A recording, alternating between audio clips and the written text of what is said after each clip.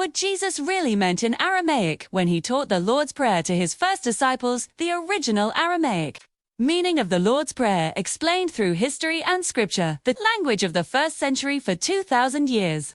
Christians around the world have repeated the Lord's Prayer in dozens of languages, rarely stopping to consider the sound and texture of the words as they were first spoken in daily life. To understand that original setting, we must return to first-century Judea and Galilee, where Aramaic functioned as the common tongue of ordinary people.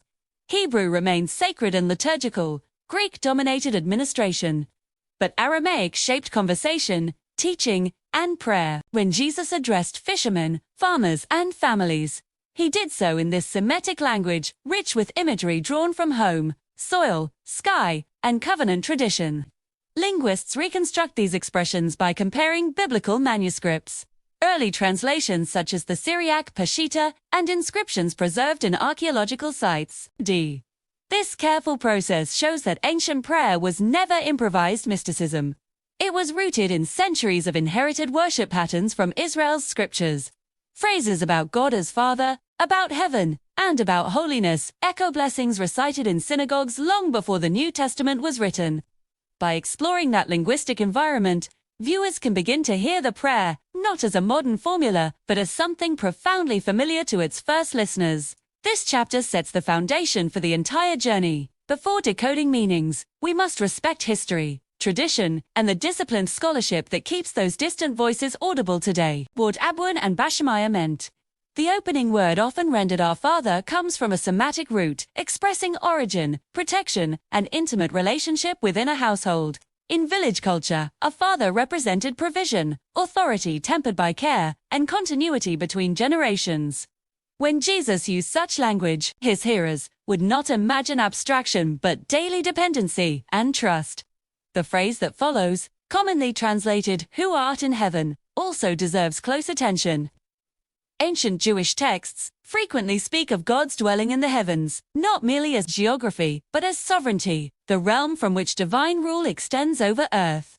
Aramaic scholars emphasize that these expressions framed reverence rather than distance. Heaven was the sign of God's majesty, not his absence. When paired together, Abun Bashamiah shaped an address both intimate and exalted, a father who reigns.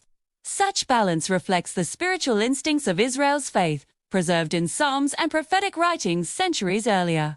Understanding these nuances replaces sensational speculation with continuity, showing that Jesus spoke from within a well-established religious world, rather than inventing a private system of devotion. Nethkadash Smack, and the holiness tradition. To modern ears, hallowed be your name can sound ceremonial, yet in Jewish thought, the holiness of God's name stood at the center of daily conduct.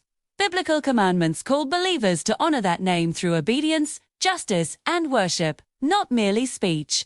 The Aramaic verb structure behind Nethkadash reflects action, to treat as holy, to set apart, to recognize sacredness in life. Shmak, meaning name, carried deeper resonance than a label. In Semitic cultures, a name expressed character and reputation. Together, the phrase announces allegiance to God's identity and authority. Early Christian writers preserved this understanding, emphasizing ethical transformation rather than mystical technique. When Jesus taught this opening line, he invited his followers to align themselves with God's will before presenting personal needs. That pattern appears repeatedly in Hebrew prayers, where praise precedes petition. By placing holiness first, the prayer trains the believer's heart toward humility and obedience, reinforcing the traditional moral framework that shaped Jewish spirituality for generations. How the disciples would have heard it slow. Imagine the setting in which these words first sounded. Rural landscapes, small synagogues, gatherings along hillsides overlooking fields and water. Disciples steeped in scripture recognized echoes of familiar blessings and psalms. They did not hear novelty for its own sake, but refinement of what faithful Israelites already practiced. Gospel writers record that they asked Jesus to teach them how to pray, not to unveil secret knowledge, but to guide them in devotion. In that world, a teacher's authority rested on mastery of tradition and the ability to apply it wisely. Jesus' prayer distilled central themes of Jewish faith, God's fatherhood, heavenly kingship, holiness into language simple enough for everyday use. Early church communities preserved the Aramaic echoes precisely because they linked believers to that historical moment.